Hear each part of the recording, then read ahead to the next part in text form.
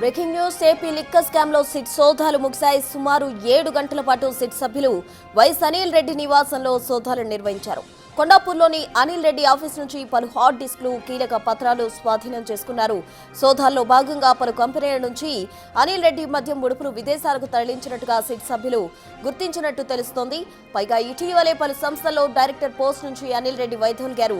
ఈ నేపథ్యంలో ఆయన ఎందుకు వైదొలిగారు అన్న దానిపైన సిట్ ఆరా తీస్తోంది.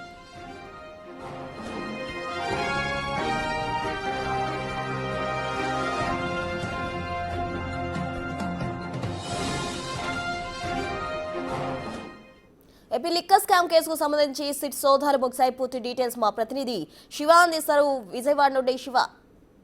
ప్రస్తుతం మొత్తం మీద చూసుకుంటే ఏపీ లిక్కర్ స్కామ్ లో సిట్ అధికారులు సోదాలు ముగిశాయి. నిన్న రాత్రి నుంచి తెల్లవారుజాము దాదాపుగా 7 గంటల పాటు సిట్ సోదాలు నిర్వహించింది. కొండాపూర్లోని అనిల్ కంపెనీకి సంబంధించిన పలు కంపెనీల్లో హార్డ్ డిస్కులు, కీలకమైన పత్రాలను సిట్ అధికారులు సీజ్ చేశారు. చెన్నైలోని మరో 9 ప్రాంతాల్లో కూడా సిట్ అధికారులు దాడులు నిన్న ఈ రోజు కొనసాగినట్టు తెలుస్తోంది. పలు కంపెనీల ద్వారా విదేశీయులకు మద్యం ముడుపులు తరలించినట్టు కూడా సిట్ అధికారులు గుర్తించారు. లిక్కర్ స్కామ్ కేసులో మరికొన్ని కీలక ఆధారాలను సిట్ అధికారులు ఇప్పటికే సేకరించినట్టు తెలుస్తోంది.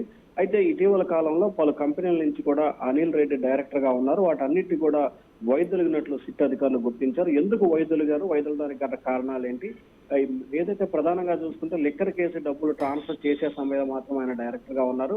ఆ తర్వాత సిట్ అధికారులు కేసు నమోదు చేసి ఒక్కరు అరెస్ట్ అవుతున్న తర్వాత ఆయన పలు కంపెనీల నుంచి కూడా డైరెక్టర్ పదవికి రాజీనామా చేసినట్లు సిట్ అధికారులు గుర్తించారు. ఎందుకు రాజీనామా చేశారు, రాజీనామాల కారణాలు ఏంటి అనే అంశం నుంచి కూడా సిట్ అధికారులు లోతుగా విచారణ చేస్తున్నారు. అలాగే అనిల్ రెడ్డికి సంబంధించి కూడా సిట్ అధికారులు విచారణకు హాజరు కావాలని చెప్పి కూడా 1-2 రోజుల్లోనే నోటీసులు ఇచ్చే అవకాశాలు కనిపిస్తా ఉన్నాయి. ప్రస్తుతం శివ, విదేశాలకు పంపిన ముడుపులకు సంబంధించి ఏవైనా ఆధారాలు సేకరించడం జరిగిందా?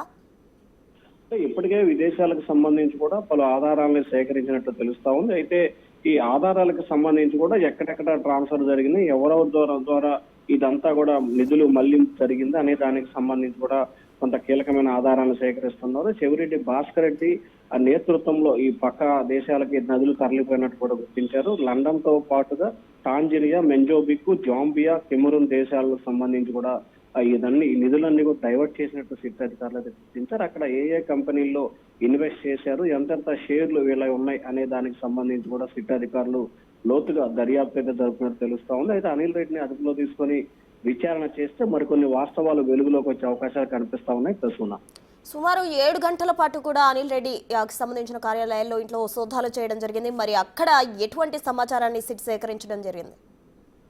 విచారణ చేస్తున్న సమయానికి సంబంధించి సోదాలు నిర్వహిస్తున్న సమయంలో కూడా ఇంట్లో అనిల్ రెడ్డి లేనట్టు కూడా తెలుస్తా ఉంది.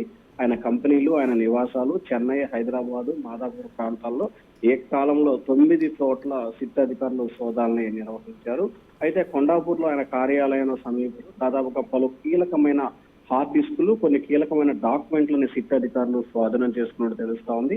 ఏదైతే 2020 నుంచి 2023 డిసెంబర్ వరకు జరిగిన ఆర్థిక పరమైన లావాదేవీలు, కంపెనీలో డైరెక్టర్ గా ఉన్న వ్యవహారాలు, అలాగే అదే సమయంలో ఎక్కడెక్కడ ఇన్వెస్ట్ చేశారు, ఎక్కడెక్కడ ఆస్తులు కొనుగోలు చేశారు అనే డేటాకి సంబంధించిన కొన్ని కీలకమైన పత్రాలను సిట్ అధికారులు స్వాధీనం చేసుకున్నట్లు తెలుస్తా ఉంది. ప్రస్తుతం శివ, అయితే ఇప్పటి వరకు కూడా సిట్ సోదాలు అయితే ముగియడం జరిగింది. మరి నెక్స్ట్ ఏంటి అన్న దానికి సంబంధించి ఏమైనా సమాచారం ఉందా?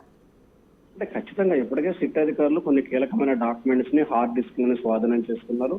చెన్నైలో తనిఖీలు చేసిన సమయంలో అక్కడ కూడా కొన్ని పత్రాలను స్వాధీనం చేసుకున్నారు.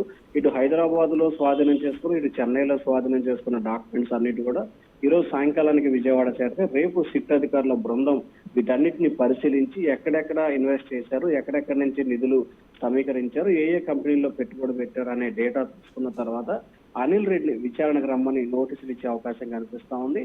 బహుశా సోమ, మంగళవారాల్లో అనిల్ రెడ్డిని సిట్ కార్యాలయ విచారణకు రమ్మని చెప్పి పిలిచే అవకాశాలు అయితే కనిపిస్తా ఉన్నాయి. ప్రస్తుతం రైట్. Thank you Shiva.